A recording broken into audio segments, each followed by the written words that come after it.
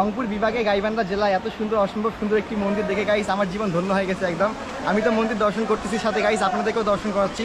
এই যে দেখতে পাচ্ছেন এখন মহাদেব বাবার মূর্তি, এদিকে আছে কালীমার মূর্তি, এদিকে আরও 50 ফিট উচ্চতায় নির্মাণ হচ্ছে রাধাকৃষ্ণের মূর্তি, যা দেখতে অসম্ভব সুন্দর লাগতেছে। মানে 22 কোটি টাকা বাজেট, কিন্তু যদি আরও বেশি লাগে, যদি 50 কোটিও লাগে তারপরেও দেওয়া হবে, তারপরেও এই মন্দিরের কাজ সম্পূর্ণ করা হবে এরকমটা শুনলাম। অলরেডি 11 কোটি চলে গেছে। আর আমার এই ভিডিওর মাধ্যমে যারা যারা দেখতেছেন গাইস, হ্যাঁ অবশ্যই এটা কিন্তু গাইবান্ধা জেলার মধ্যেই। অবশ্যই যারা প্রথমবারের মতো দেখতেছেন গাইবান্ধা জেলা থেকে বেশি বেশি করে লাইক কমেন্ট অ্যান্ড শেয়ার করে সবাইকে দেখার সুযোগ করে দিবেন, তাতে এই মন্দির দেখে ভগবানের টানে ভক্তরা ছুটে চলে আসে। আচ্ছা, দাদা রংপুর থেকে আসছে, ওনাকে আমি ইউটিউবে অনেকবার দেখেছি, তো অনেক ভালো লাগে ওনার ভিডিও। আমি ওনাকে এখানে আসার জন্য রিকোয়েস্ট করেছিলাম, তো দাদা এসেছে, এই জন্য দাদাকে অসংখ্য অসংখ্য ধন্যবাদ। ধন্যবাদ দাদা। এখানে স্নান করার পর চলে যাবো ভগবান দর্শন করতে। এই যে দেখা যাচ্ছে ওইদিকে আমাদের ভগবান। এখানে যাদের হাতে সময় থাকবে তারা অবশ্যই ট্রেনে আসবেন, কারণ ট্রেনে ঘুরতে ভালো লাগবে। আর যাদের সময় থাকবে না, শুধু মন্দির ঘোরার জন্য আসবেন, তারা বাসে করে মন্দিরে চলে আসতে পারেন। ভগবানের ইচ্ছা এই গরমকে একদম শান্ত করে দিল এই বৃষ্টির মাধ্যমে, দেখতে পাচ্ছেন। আর মন্দিরে এসে যে আমি ভিজতেছি, মানে এত ভালো লাগতেছে বলে বোঝাতে পারবো না আমি। হে হ্যালো, আমি প্রীতম সরকার। আমি জানি আমাকে জন্য সবার দরকার, তাই এসেছি নতুন নতুন ব্লগ নিয়ে আবার। আপনি যদি আমার ইউটিউব চ্যানেলে নতুন হয়ে থাকেন গাইস, সবাই একটা সাবস্ক্রাইব করে দিন। আর হ্যাঁ, যারা ফেসবুক পেজে দেখতেছেন গাইস, অবশ্যই পেজে ফলো দিন। রাইট নাও গাইস আমি এখন আছি শ্রী শ্রী রাধা গোবিন্দ কালী মন্দিরে। এটা ডেকোরেশন করছে, এটা দেখতে পাচ্ছেন দাস বাবু। আমি তো দেখতেছি গাইস, সাথে আপনাদেরকেও দর্শন করে দিচ্ছি। অবশ্যই দর্শন করতে হলে আপনাদেরকে চলেন শুরু থেকে একদম শুরু করি, তাহলে লোকেশন সহ আসতে পারবেন মন্দিরের ভেতরে। মন্দিরে যেতে হলে স্টেশন থেকে নেমেই আপনারা অটো কিংবা রিক্সা ভাড়া করবেন। আপনারা চলে যাবেন হচ্ছে গাইবান্ধা বাস স্ট্যান্ড টার্মিনাল বলে, আর তার একটু সামনে পাবেন সিএনজি। আপনারা চাইলে সিএনজিতে যেতে পারেন, আবার বাসে করেও যেতে পারেন। অবশ্যই আপনাদেরকে গিয়ে তারপরে লোকেশনটা শেয়ার করতেছি।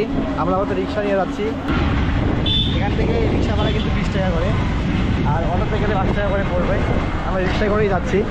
আর গাইবান্ধা শহরে ভিউ এরকম দেখেন, অনেক সুন্দর লাগতেছে।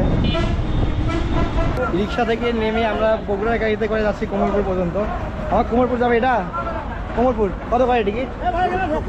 কোমরপুরে নামবো 40 টাকা করে। কোমরপুর 3 জন 120 টাকা এই করো। গাড়ি ফাঁকা আছে, কোমরপুরে নামাই দিবেন আমাদেরকে। চলো উঠে বসো, চলো।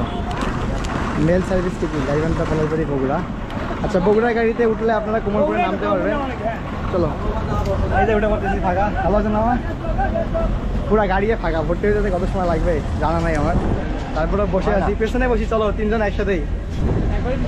আচ্ছা না, এদিকেই থাকি। চলে আসলাম। জনপ্রতি ভাড়া 40 টাকা করে। আপনাদের একটা মজার জিনিস দেখাই আমি। এখানে ফ্যান নাই, শুধু ফ্যানের ইয়াটা ঘুরতেছে, মোটর ঘুরতেছে। দেওয়ার কি দরকার ছিল? আচ্ছা যাই হোক, এদিকে বসি। আমি ওই সাইডে আছি, বসে বললাম এই সাইডে। আমি সবসময় একা আছি, যাতে ভিডিও করতে সুবিধা হয়। ওরা দুজনের মতো গল্প করুক। তারপর কোমরপুরে নেমে বাকিটা আপনাদেরকে দেখাচ্ছি আমি, কারণ আমিও প্রথমবারের মতো যাচ্ছি। আপনারা এভাবে জিজ্ঞেস করে যাবেন।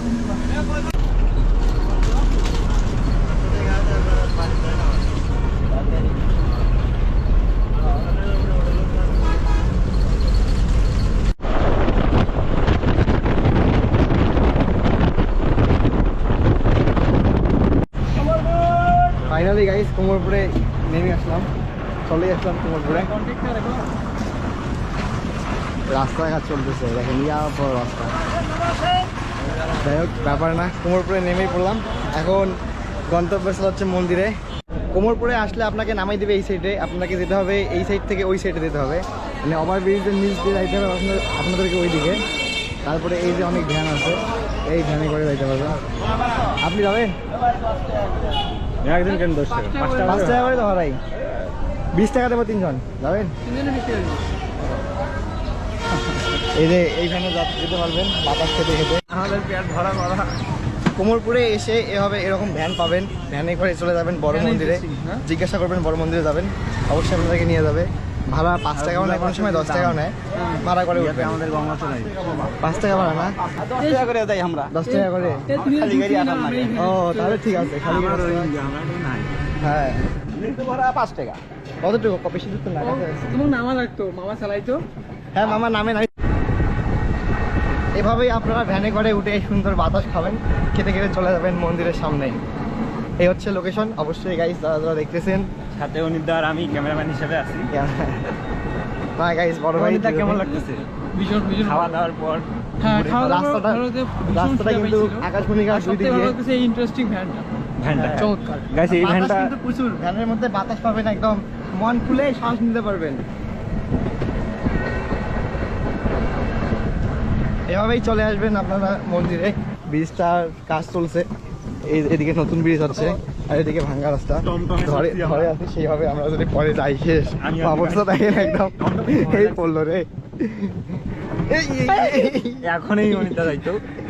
আমি ভিজে পড়েছি, সুবিধা হবে, ডিরেক্ট চলে যেতে পারবেন, কোনো চাপ হবে না, প্যারা হবে না। আপনাদেরকে আপনাদেরকে রাস্তাটা দিতে হবে। আমার একটা ব্যাগ লাগিয়ে দাও। কই? ও, বাহ।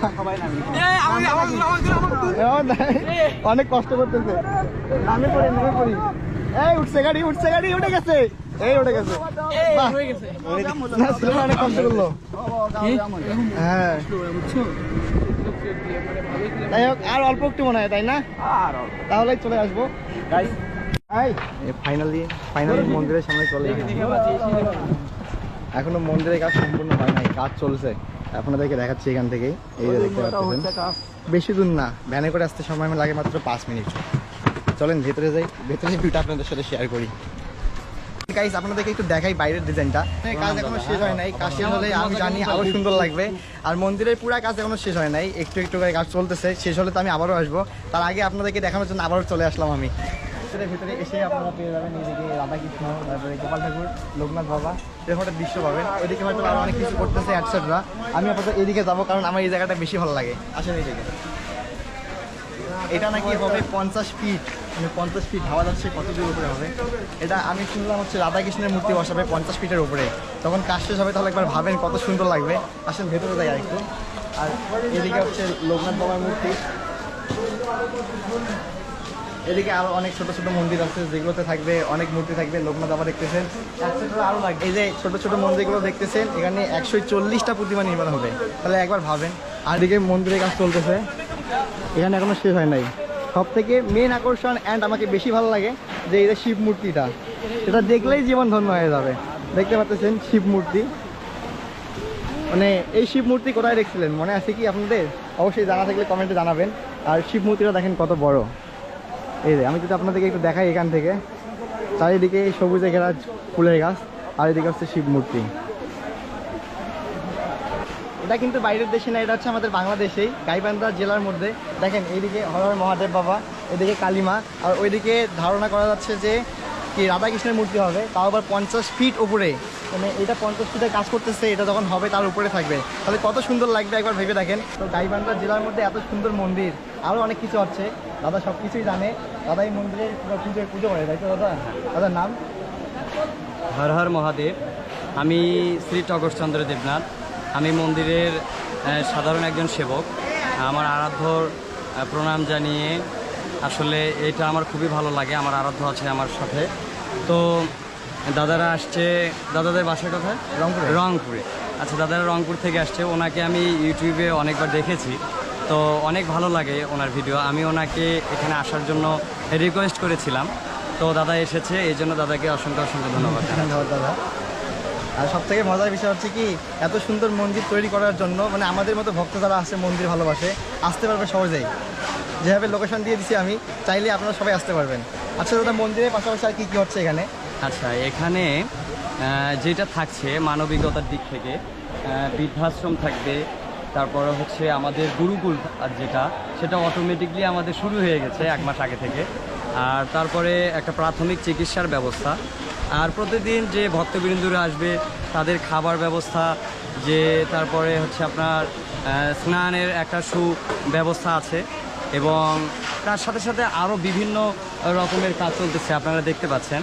তো এটার মধ্যে আমাদের যে কাজটা হতে যাচ্ছে, এইটা শ্রীকৃষ্ণের মূর্তি আবক্ষ ভাস্কর্য, যেটা পৃথিবীতে প্রথম, যার উচ্চতা হবে 50 ফিট। তো আপনাদের প্রণাম এবং নিমন্ত্রণ জানিয়ে দিচ্ছি, এই যে দাদা ভাই আছে, দাদা ভাইয়ের সবাই দাদা ভাইকে ফলো করবেন এবং আমাদের মন্দিরটা দর্শন করবেন দাদা ভাইয়ের মাধ্যমে, যেন আপনারা এখানে আসতে পারেন। তো এখানে যদি দাদা ভাইয়ের মাধ্যমে আসেন তাহলে কি হবে, আপনাদের সবারই পুণ্যফল লাভ হবে। হরে হরে মহাদেব। 11 কোটি প্লাস চলে গেছে। আচ্ছা আচ্ছা।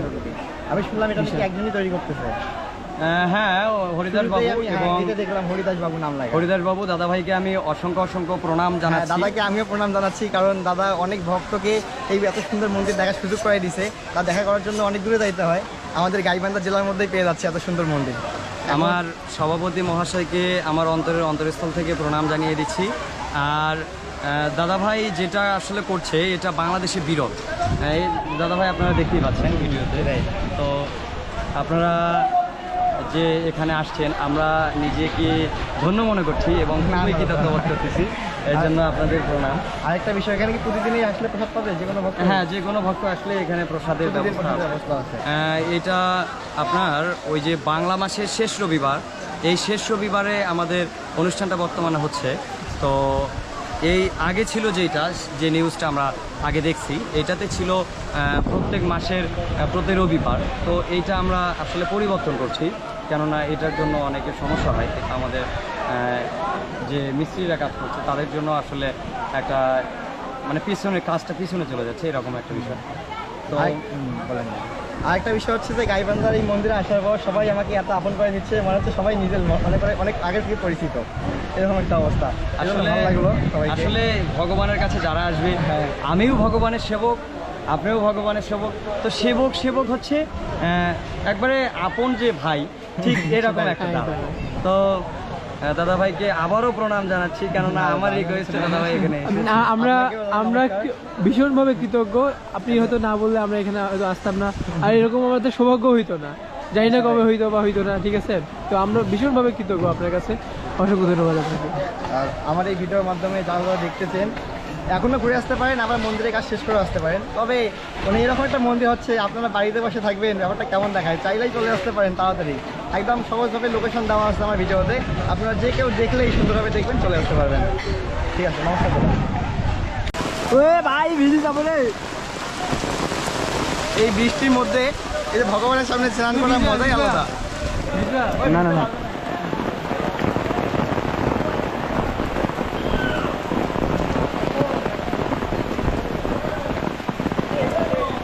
ছাতা মাথা আতা ভাই। এই বৃষ্টিতে ভিজে ভিজে গাইবান্ধা জেলার মানে আপনাদের বলে বোঝাতে পারবো না, এত মজা লাগতেছে আমার। ক্যামেরা যদিও ওয়াটারপ্রুফ, তারপরেও ভেজাচ্ছি না, কারণ মাইক্রোফোনের সাউন্ড ঢুকলে একটু সমস্যা হয়ে যায়। তারপরেও কেমন লাগতেছে, ভিজে গেছে, ব্যাপার না। সবাই সুইমিং পুলে নেমে গেছে, বাট কারেন্ট থাকলে ঝড়টা থাকতে আরো বেশি ভালো লাগতো আমার। আমরা এখন নামবো, আমার ছাতা আকাশে উঠতেছে মনে হয়। সুইমিং পুলে নামতেছি, এখানে বৃষ্টি পড়তেছে না। আচ্ছা এখন না, একটু ধরো ক্যামেরা সহ।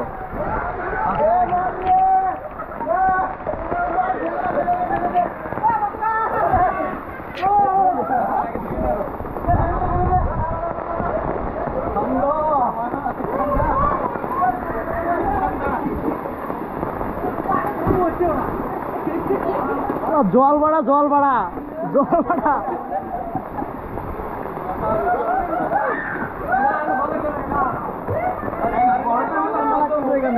তারপরে ভীষণ ভালো লাগতেছে।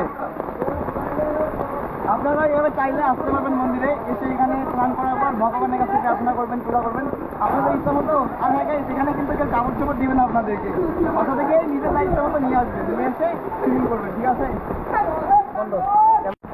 বাসা কোথায় তোমাদের? হ্যাঁ,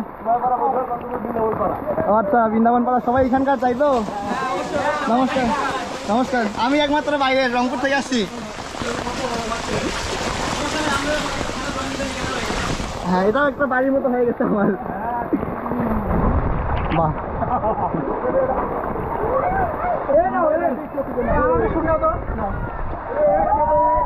ভীষণ ঠান্ডা লাগতেছে, আমিও পারি।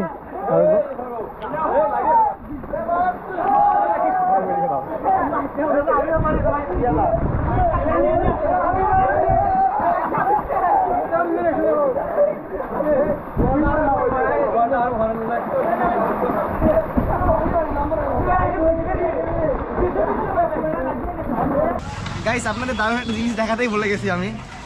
এই যে উপর থেকে নিচের মন্দিরের ভিউটা নেওয়া যাবে, আসলে আপনাদেরকে দেখাই। এদিকে তন্ময়দা, এদিকে আমি স্নান করে একদম ভিজে গেছি, আর দাদা হচ্ছে স্নান করে নাই। সব কিছুই নিয়ে আসছিলাম কিন্তু দাদার ইচ্ছা ছিল না, এই জন্য স্নান করে নাই। ব্যাপার নাই, উপরে আয়। এই যে এখান থেকে কিছুটা ভিউ হচ্ছে এরকম, দেখতে পাচ্ছেন। বৃষ্টি হলে নিচ থেকেও উপর থেকে তো জল পড়বে, ওটাও ঝর্ণার মতো লাগবে। এই যে অনিতা কোথায় খুঁজে পাচ্ছি না আমি ওকে। আচ্ছা এইরকম কিছুটা ভিউ। ওই যে এদিকে অনিতা, এই অনিতা কই গেলা তুমি? এই যে এখান থেকে কিছুটা ভিউ দেখাচ্ছি আপনাদেরকে। এই দিক থেকে পুরো মন্দিরের এরিয়া। গাছের নিচে আমি, আর আমার সামনে স্বয়ং ভগবান। অনেক সুন্দর লাগতেছে। গাইস গাইবান্ধায় ঘোরাঘুরি শেষ হলো, এখন চলে যাবো আমাদের গন্তব্যস্থল বাড়ির দিকে। অবশ্যই ভিডিও কেমন লাগলো অ্যান্ড গাইস কমেন্ট করতে ভুলবেন না। অবশ্যই গাইবান্ধা থেকে যারা যারা দেখতেছেন অবশ্যই কমেন্ট করবেন, অ্যান্ড ইউটিউব থেকে প্রথমবার মতো দেখলে সাবস্ক্রাইব করে, আর ফেসবুক থেকে লাইক দিয়ে পাশে থাকবেন। Thank you so much guys for watching this blog. দেখা হবে নতুন কোনো ব্লগ নিয়ে। ভালো লাগলে অবশ্যই লাইক কমেন্ট অ্যান্ড বেশি বেশি করে শেয়ার করে সবাইকে দেখার সুযোগ করে দেবেন। Tata bye.